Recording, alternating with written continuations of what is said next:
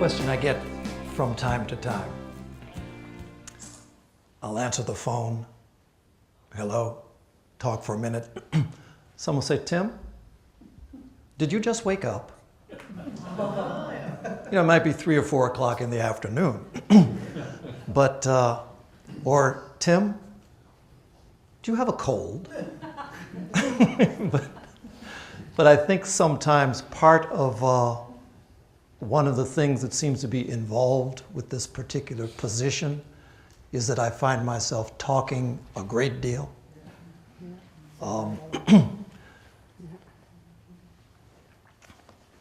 One day, I guess we'll all be silent, but at the moment, I think I'm pushing beyond what's even natural for me.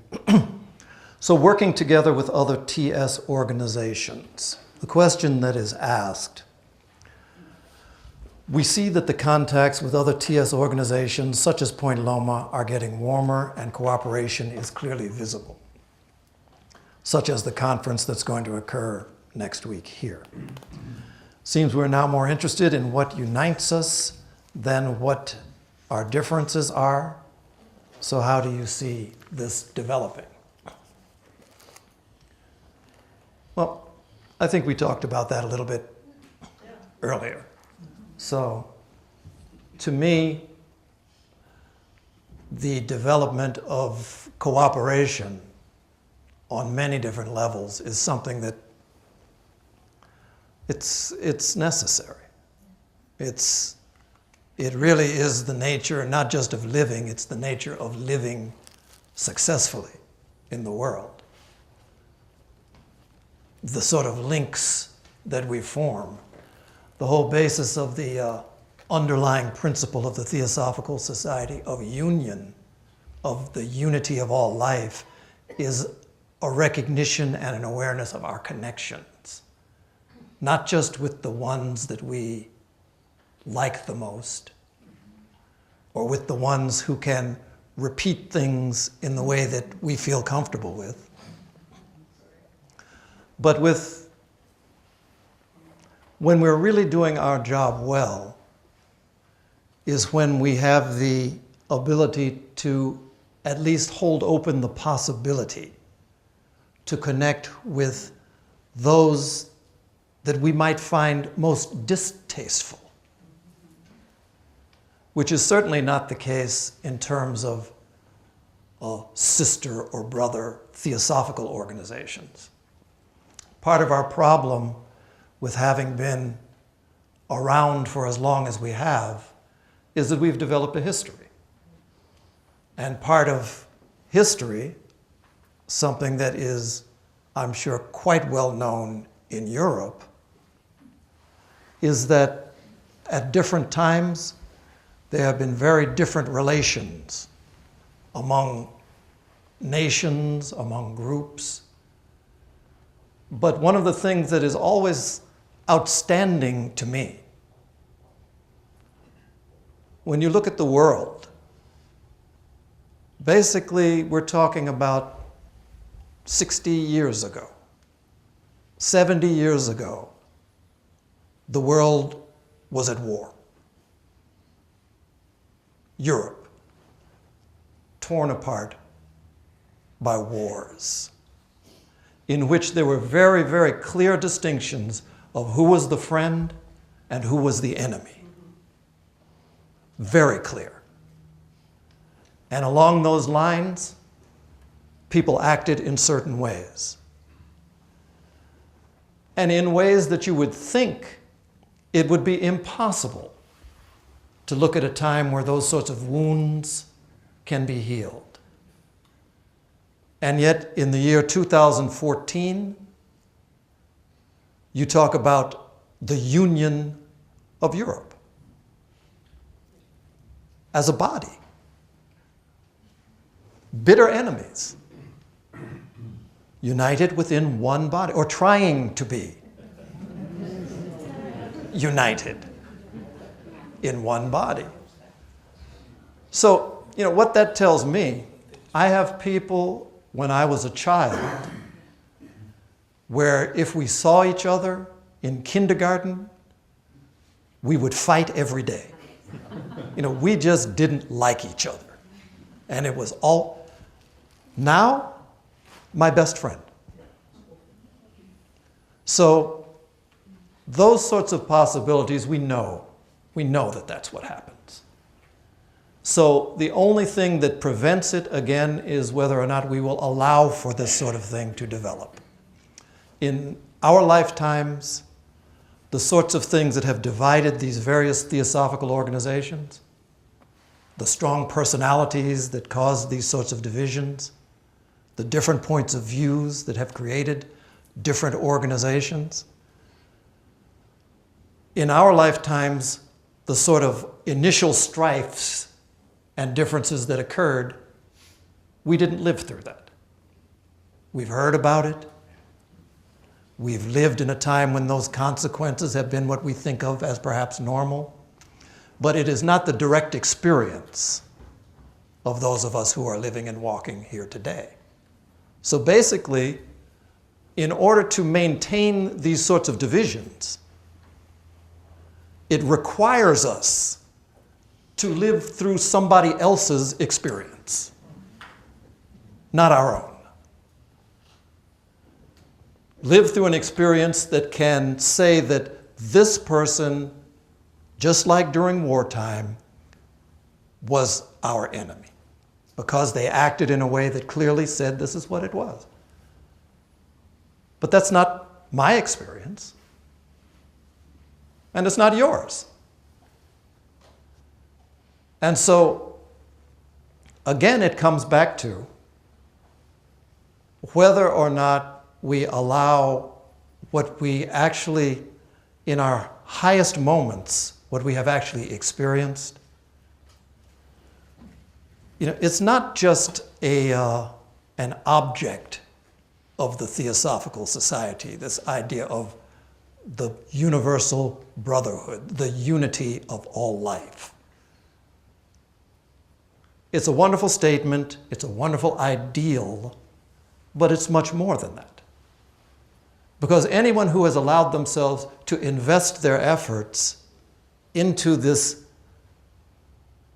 approach to life that speaks from the point of view of Theosophy, this approach that speaks about the possibility of a connection with something deep inside of us that perceives reality in a very different way than what we think of as normal, from a perspective that realizes the unity of all things.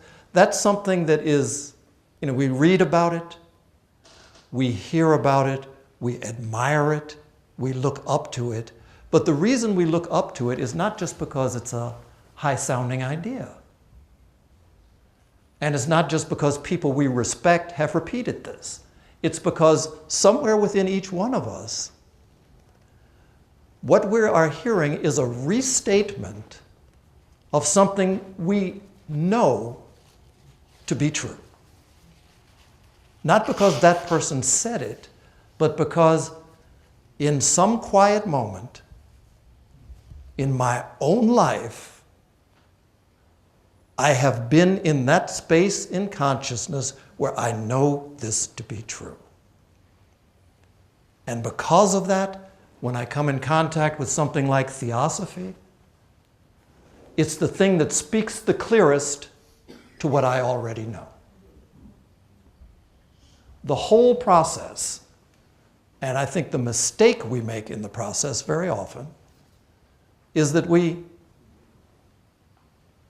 take the idea that on some level and in some way, we are fundamentally incomplete. And that maybe Theosophy, or maybe meditation, or maybe Sufi practice will give us that one little piece of the puzzle that we feel is missing somewhere in our being. And that's the search. This is the way that the spiritual search tends to be approached. It's only when we recognize that we are not incomplete.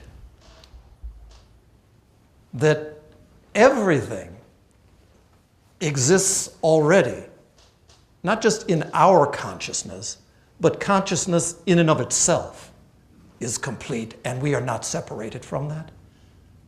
When we have these moments that remind us of that, those are the things that fuel us. And then the rest of the process really becomes one not of trying to find the missing piece, but of really trying to remember what it is we already know in the core of ourselves. HPB had a number of wonderful things she said, but one of the things she said was that there are two voices that she will invariably obey. And for HPB to even use the word obedience was remarkable, because she was one of these super strong personalities. Two voices she would obey. And of course, the one voice was the voice of her master. One word spoken, her response was immediate. The second voice was the voice of her own higher self.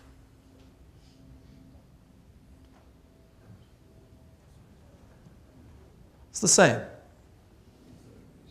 HPB and you and me are not different in that respect. So part of this process of cooperation is really a process of recognition that where we find Theosophy expressing itself in the world, in those places there's a possibility for this sort of cooperation. And then it's just a matter of, as they say, the devil is in the details. So what are the details? But I think those are things that we'll be able, I give ourselves credit enough for being reasonable and thinking sorts of individuals that when we put our various minds together, that there are possibilities that we will recognize and that we will be able to act upon moving into the future. The second question is really sort of more of the same. What working together with other theosophically inspired organizations? The same thing applies. What is unique about the TS Adyar? That's to say, not the TS location in Adyar, but our organization, the TS Adyar. And really, that's the sort of question about what is it that we could say is the identity, or what is it that identifies the TS Adyar as in some way being different or being distinct from some other approach to theosophy. And I think that's a valuable sort of thing to approach. And one of the main differences, obviously, has been that the Theosophical Society Adyar has been something that has really evolved over time, in the sense of what began with Blavatsky and a few others has been developed by future generations of theosophists, of people to whom theosophy spoke. It spoke through them and spoke as their point of view of the world. So it didn't just stop with Blavatsky. It didn't just stop with Judge. It was something that developed. And again, it developed for better and for worse in many of those situations. In our case, the future developments from Blavatsky, you had Annie Besant. And Annie Besant was a force in anybody's world. And so she had her particular point of view, and anything that she pointed her attention toward, it grew. It flourished. And so, being someone who is naturally attracted to ritual, numerous sorts of ritual approaches grew under her time. Having had a period where clairvoyant exploration and matters of the occult were things that were predominant in her thinking and her own life, those grew, those flourished. As did the Indian national movement, as did labor rights, as did anything that she turned her attention toward. Out of her experience, you had the development and then the growth of Krishnamurti. Simultaneously, you had C.W. Leadbeater. And Leadbeater was one who defined so many things related to clairvoyant observations. So all of these things were allowed for, and all of these things grew. All of these things took root, and at various times, all of these things took over the focus of the Theosophical Society. Krishnamurti being one of the most prominent ones, at the direction of Annie Besant. So that was something that grew, seemed to be the direction that the Theosophical Society was going in, also was the cause of some of the splits that took place from the Theosophical Society. The fact that some people did not agree with that vision. And then, that bubble popped. Krishnamurti went into a different direction. I think the direction he went in really supported the vision that Annie Besant and CWL had of who this person would become. But all of this to say, T.S. Adyar has been very distinct in its willingness to allow the vision of Theosophy to evolve.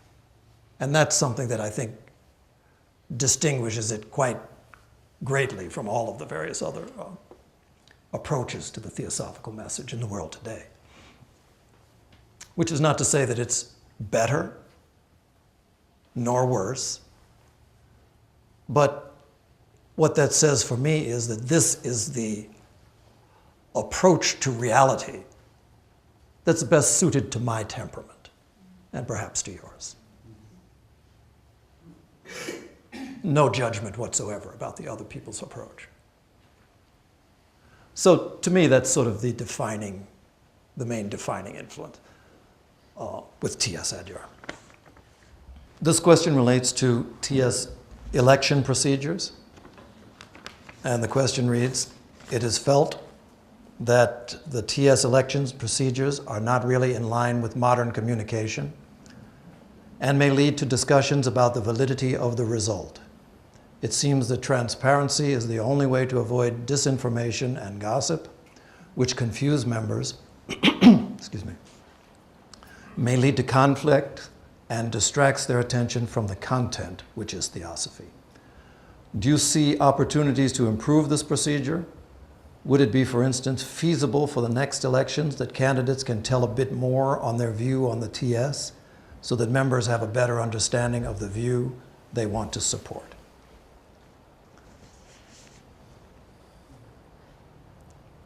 So this is a question that actually, to me, it seemed quite odd as someone who is standing for a particular position, that what the rules and regulations of the Theosophical Society allow for is a 200-word statement that must include date of birth, place of birth, occupation, education, and the remaining 50 or 75 words, your vision for the Theosophical Society. What functions you had in the TS? And what functions, yeah, that's right.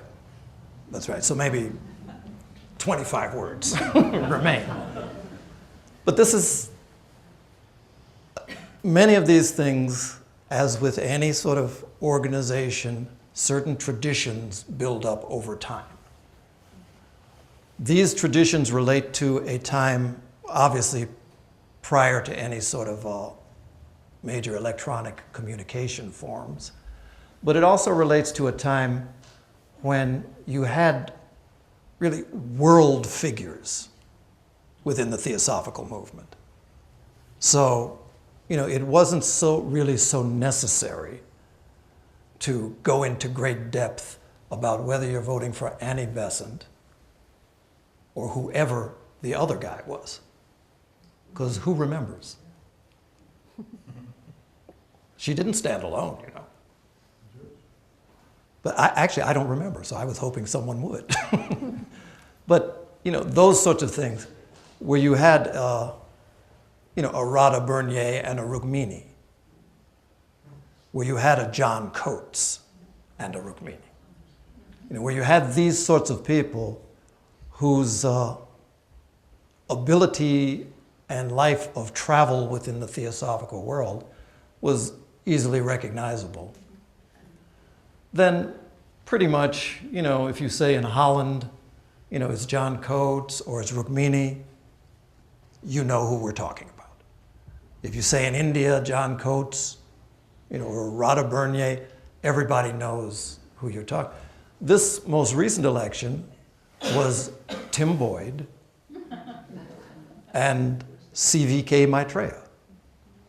And, as much as, vanity would like to make you think differently, these are not household words. These are not words that are falling off everyone's lips in the morning over dinner, over breakfast. So there should be some sort of provision for some expansion on the information that was available. And obviously the other thing that happens is that it leaves the possibility for using the process in ways that are loose or perhaps even unintended. Because now, of course, in an information age, probably me and my wife and when I used to have a dog, my dog are the only ones who do not have personal web pages in the Western world. So these are things that are easily available on which you can expand on your point of view. You can feed something to anybody else on the internet and they will expand on your point of view. In the old days, the same thing was accomplished by Theosophical letter writing.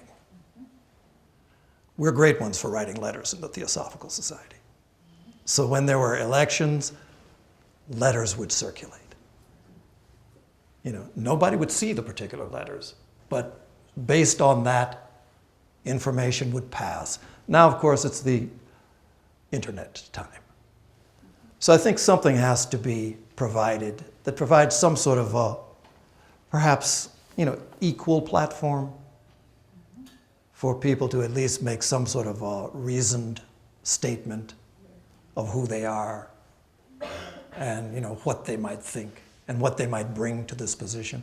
That's something that is not allowed for at this point. One of the things that I would very much like to do very early on is to have the rules and regulations of our society gone over and updated in a variety of ways. It's not something that has happened in recent memory, and these things have to keep track with the times. So those are certain improvements. One of the things that has come up in elections, certainly over the last 3 or 4 times that there has been an election, has been that from various sorts of places, you will hear stories that arise relating to ways that votes have been manipulated. Always the finger points toward India. Always. And the stories vary, but the finger ends up pointing in that way. Often in ways that are completely impossible to substantiate, but these sorts of things have a life of their own.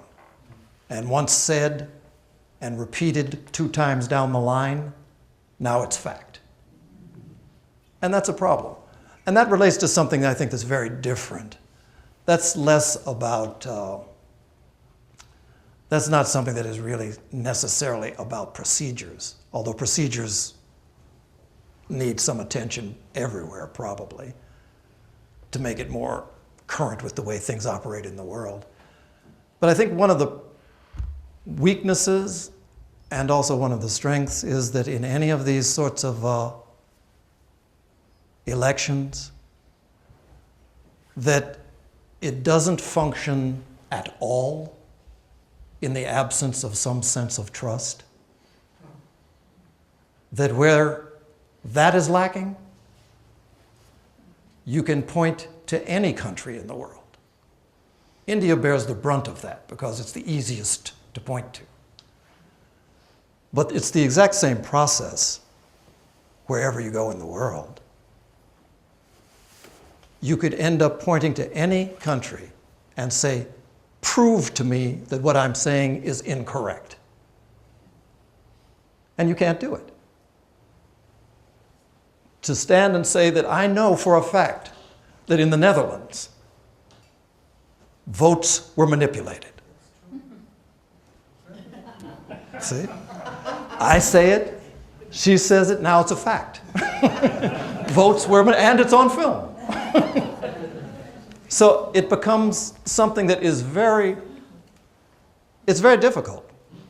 I mean, because you have people who are involved who essentially find themselves in a certain position because people have expressed a confidence in their integrity. And now, anybody who chooses can point a finger and say, this man or this woman is involved in a process that is dishonest, that is untruthful, even though their entire life says something different. And they find themselves in the position of having to defend themselves. And try defending yourself from something that you didn't do. There was a fellow in Chicago, cardinal for the Catholic Church, Cardinal Bernardine. He's a wonderful man. He died. But right at the time when there was this cresting awareness of some of the abuses that occurred in the Catholic Church, sexual abuse, someone came forward and said about Cardinal Bernardine that when he was a priest, I was sexually abused by this man, and gave the entire story about it. Cardinal Bernardine, he was a cardinal. His response was to say that this is not true. But the newspapers, the media, it was a story.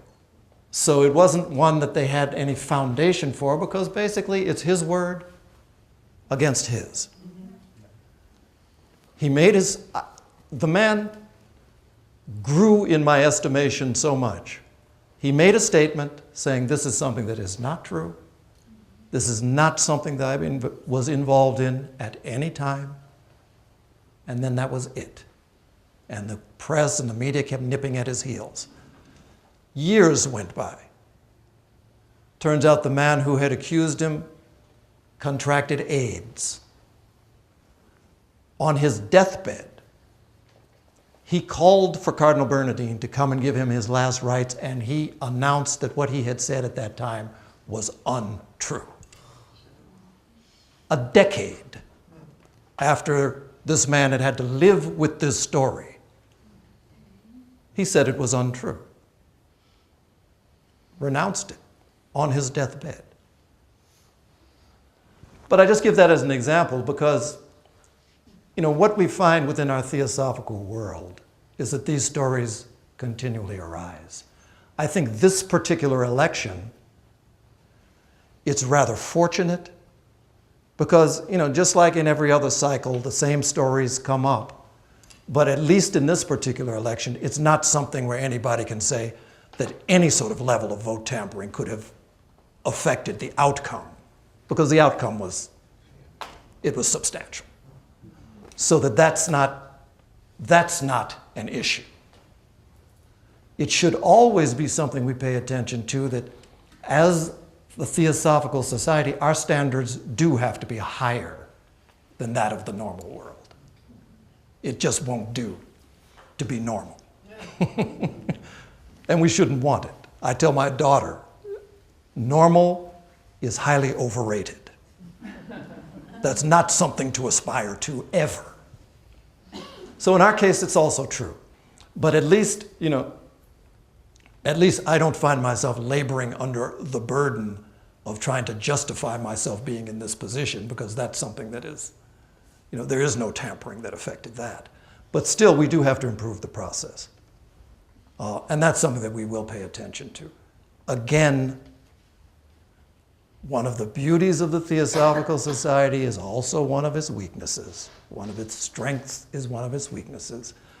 That essentially each and every section within the Theosophical Society is virtually autonomous.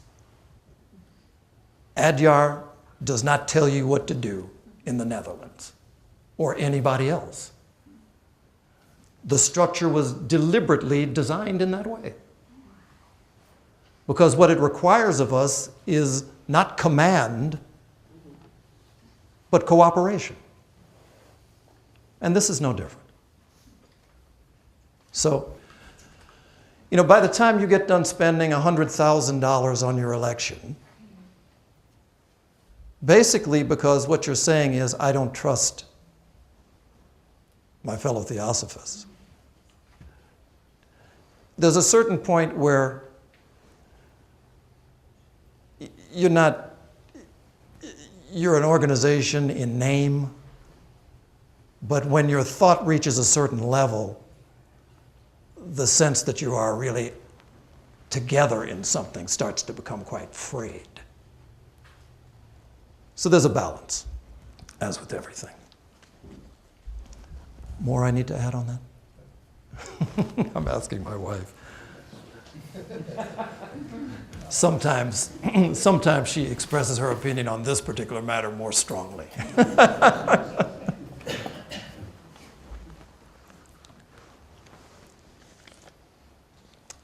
TOS. Can you tell a bit more about the TOS, in particular your experiences in the US? It seems that the interest is very little in the Netherlands, as we have a social welfare state where either the government or special foundations take care of nearly every issue. And then, are there initiatives with respect to peace meditation? In the United States, I think actually we have more in common with the Netherlands than we have with other places, in the sense that the United States also has something of a social network, not to the extent of the Netherlands, not to the extent of most of Europe, but so there are specific problems, of course, but many of them are also addressed by agencies. We also have a different sort of problem in the United States in that it's a large country physically. So to have numbers of active people available in all of these different areas is something that's quite challenging.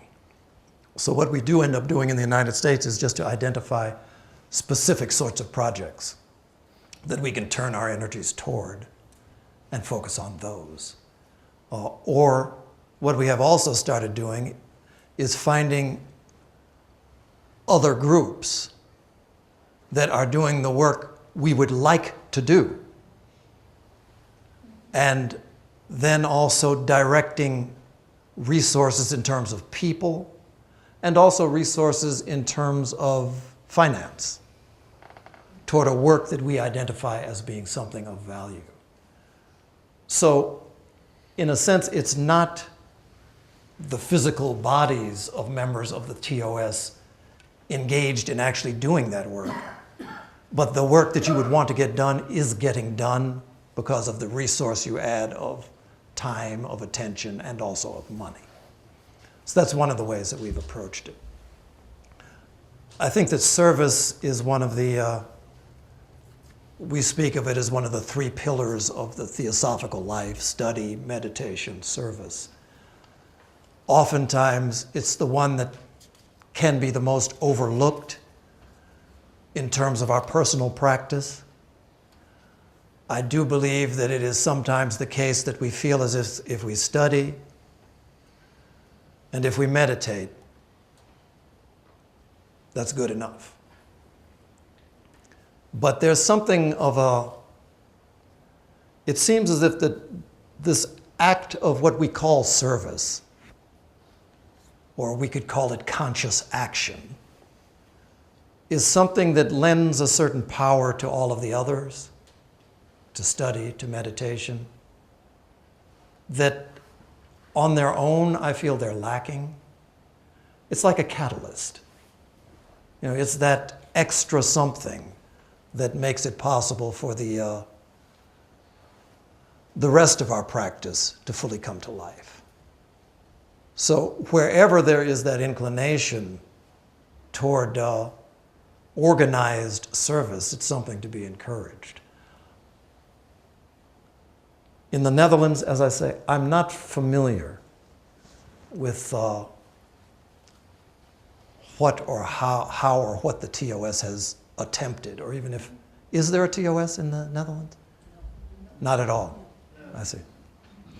There were several initiatives, but they didn't work out. So Yeah. we stopped pouring energy in it Yeah. and put our energy Other things. in other things. Yeah. Yeah. It's a pity really, because I feel that there should be more TOS. Yeah. Well, it's possible. I know one thing. Other countries. I know, for instance, I was just in Italy 2 months ago. They have a very active TOS, but it's largely in terms of raising funds for other projects in other countries even. So they had raised some funds and then went to India and developed a school. I think it's a school or an orphanage in India.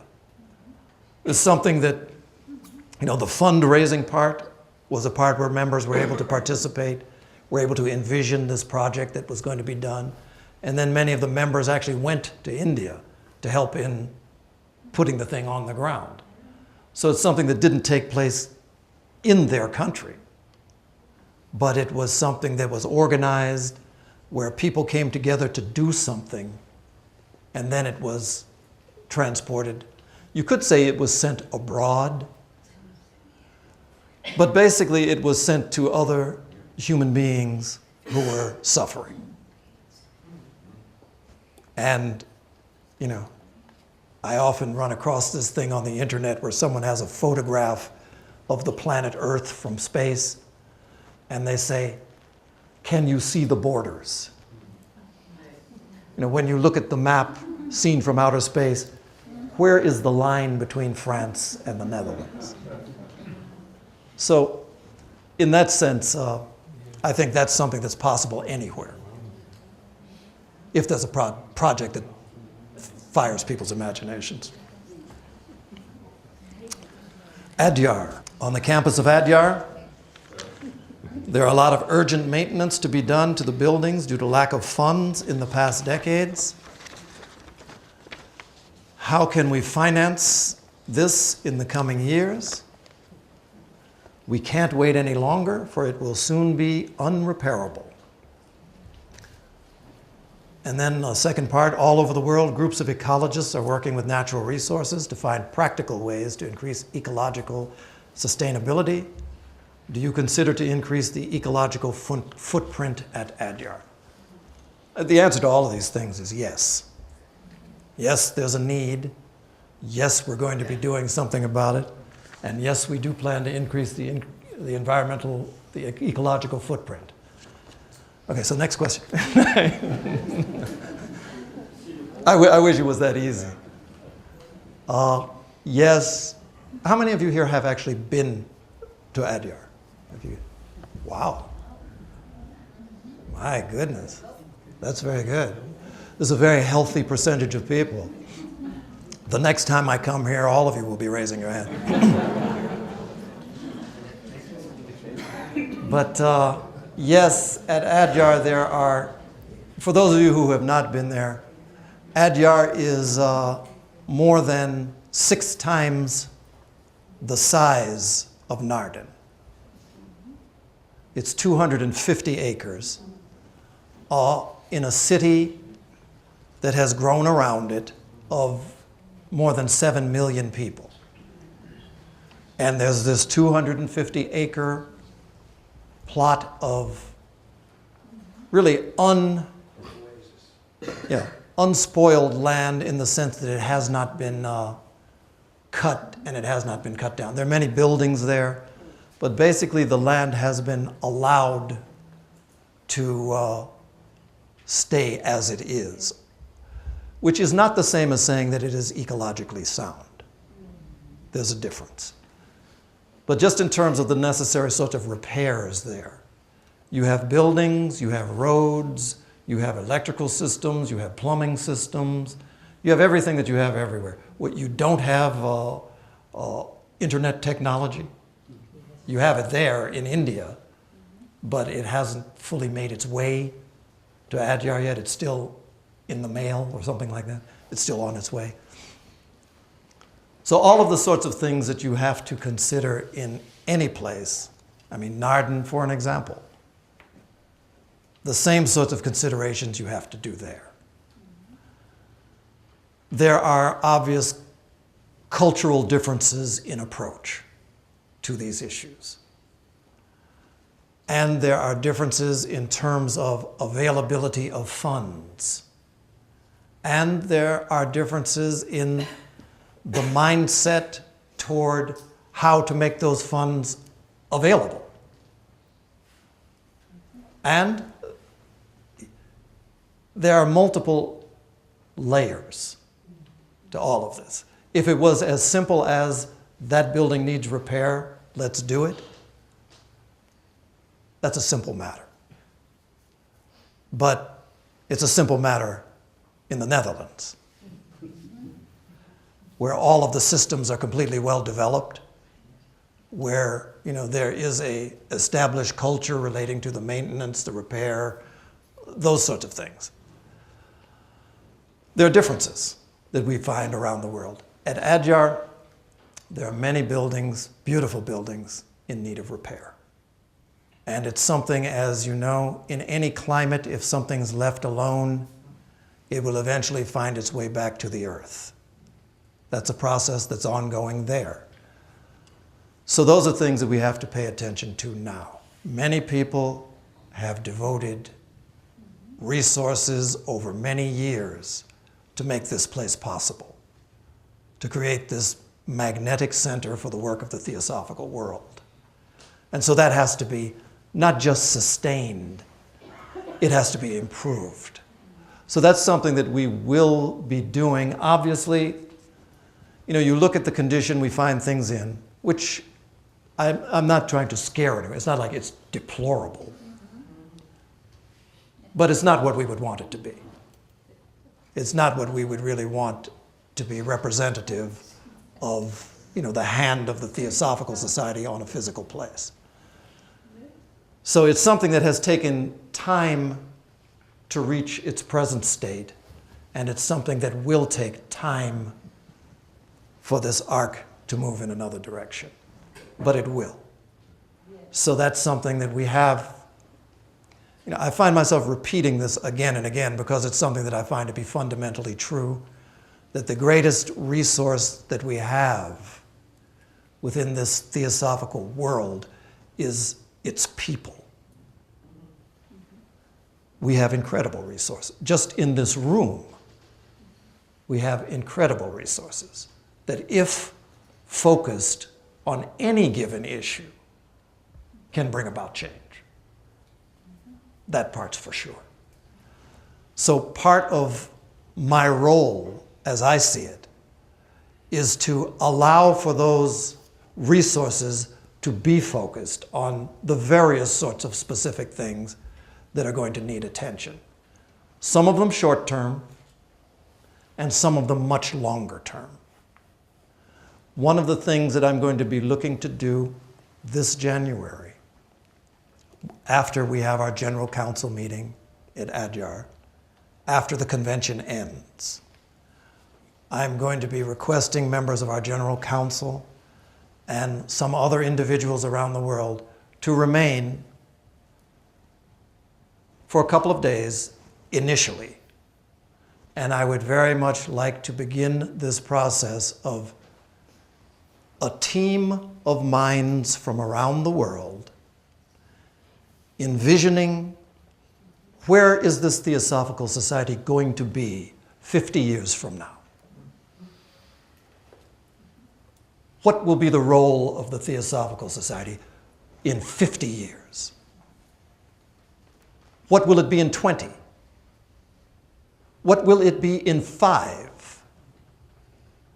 And to start this focus pointed toward the future and allow this future to dictate our present. But I don't think it's something that can be done. I think there is a model, there is a paradigm that is fading from this world. And it is this paradigm of the great individual who then commands downward, and it becomes. Obviously, hierarchy is necessarily, it's a part of nature, that's recognized. But from what I am seeing, there is a genuine power that comes in teams of people, that comes from the work that is required to actually learn first how to cooperate and then to act upon that. And I see that as a pattern that has long-term viability in the Theosophical Society and in the world. But again, just like the Theosophical Society began its European Congress, they had their 37th European Congress. The first one was in 1912 or 1902. Far preceding any manifestation of a European Union, there's a seed that must be planted in the world. And I think that that's something that is the responsibility of our organization in dealing with our own affairs. So this is something that we're going to initiate this year, in January of this year. It will be something that obviously is not going to happen in 2 days together. So I would expect to find this group of individuals, group of representatives, again in Naarden, to carry these ideas forward. This group of representatives at the Theosophical Society in America. All of the various examples of places where Theosophy is living in the world. But all of these places need this sort of energetic boost. So I'd like to take this sort of process, because it is something that is worldwide. It is not something that I think would even be proper to be only occurring at Adyar. So I'm going to give you the choice. There's a question of how will I deal with being president in the United States and president internationally? That's one. There's a question about the Muslim challenge in the world. That's another. Muslim challenge in the world. Then there are a bunch of shorter questions which are difficult to encapsulate. Moral values, priorities in the next few years. I think we've talked about that.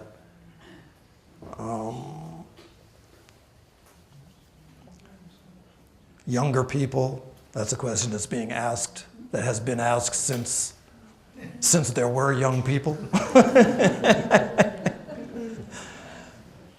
And do you see opportunities to attract the attention of science? Okay, President of USA and the world? Yes? Muslim challenge? Yes. Really? All right. Any of the other questions? No? Which one?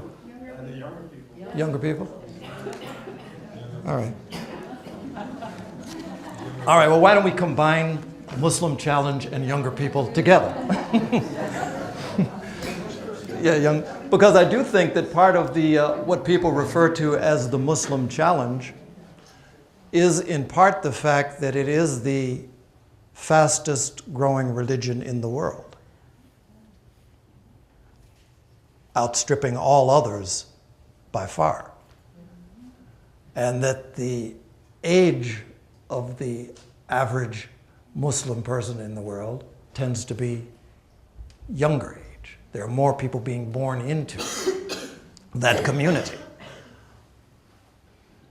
In terms of a challenge, I think the question also involves something about cyclicity, cycles. Because there have been different periods when different religions dominated, obviously. And of course, the Netherlands, you do know, in the United States alone, because of what you all started here with this Protestant thing, they say we have more religions in the United States than they have cheeses in France because of Luther. So obviously there is this element of cycles. But there's also something very strong that is, I think, present in the world today, that it's not just a question of religion, so much as it is a question of, really it's a question of values, I think more so than specific religions. And I think very often religious sentiments can sometimes be linked to an effort to preserve a certain sense of value that might be fading in the world. You see a similar thing in America, where you have variety of religions they speak of as fundamentalist. So in the face of changing times, in the face of uncertain values that are projected into people's families, into their education systems, into their homes, in a situation where the basic form of education, at least in the United States, involves no education whatsoever in values, but which does involve education on specializing for specific career needs, that anyone who is thinking properly will feel that there's something that's missing. And so what do we turn to? What people turn to is that place in their own lives where they feel a sense of the deepest connection with core values. And obviously, the problem tends to be that the deepest connection that people make, we make connections based on two basic emotions. On the one hand, there is the sense of embracing others and another thing. There's love that is the fundamental basis for a whole variety of connections that we make. On the other hand, there is hatred, attraction, aversion. And we form our worldview based on these things. The deepest love that anyone can experience, we experience love for family, for children, for wife, for country, but anyone who ever has the sense of a love of God has an experience that necessarily transcends those others. And HPB said, in talking about the mysteries, the mystery schools that existed in ancient Egypt and other places, that it was something that was a portal. It was an avenue to a very sublime sort of experience and understanding. But she also said those things degraded, and they became quite perverted. And what she said was that there is nothing so sacred or so holy that when touched by the human mind, it cannot be perverted. That's just the nature of it. So when you find these sort of twisted responses, there is no problem whatsoever with a rise in the world of groups of people who are committed to an expression of their unity to and their submission to the Almighty. That's not a problem. Islam, by definition, means submission. No problem there. But as with all of us, there is the sublime experience, and then there is its interpretation that works its way through the brain, works its way through our various sets of prejudices, which all of us have, and then finally gets impressed upon the world around us. When people talk about the Muslim challenge, nobody's talking about an aversion to people who love God. What you're talking about is a specific sort of narrow interpretation of something potentially grand that is finding a certain currency in the world today. That, like other things, you turn out the lights in here in this room, pitch black, moonless night, this room would be dark to the point we couldn't see each other. And in that environment, all sorts of speculations are possible. If someone lights one candle, there is no effort required in grabbing the darkness and pushing it out the door. It's the nature of light that darkness recedes. Where you have a world that is not lighted, it necessarily will be filled with pockets of darkness. Which always brings us back to this area of responsibility. We have a responsibility in this world.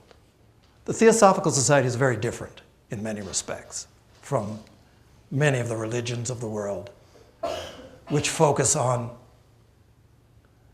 the attainment of some elevated state in the afterworld based on what you have done here now. All of the religions have some aspect of that. The Theosophical Society, its point was not to become something that could become a pleasurable experience for you and me. That's part of it. It's only when you reach those certain depths that that experience becomes your norm, that to be able to be at peace in a world in turmoil is your state.